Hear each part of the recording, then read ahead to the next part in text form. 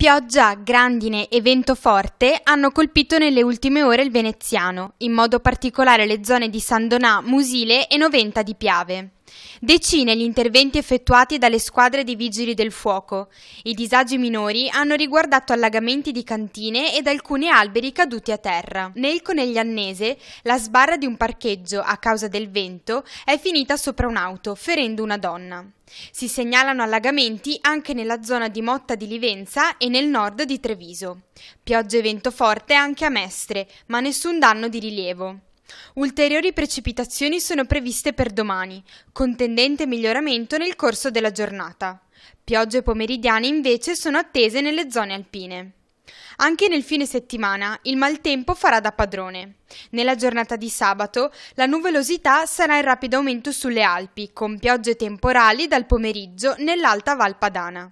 Temperature in calo, con massime tra i 26 e i 30 gradi. Tempo variabile nella giornata di domenica, con qualche pioggia sparsa. Da lunedì tornerà l'alta pressione, con giornate soleggiate e clima via via più caldo.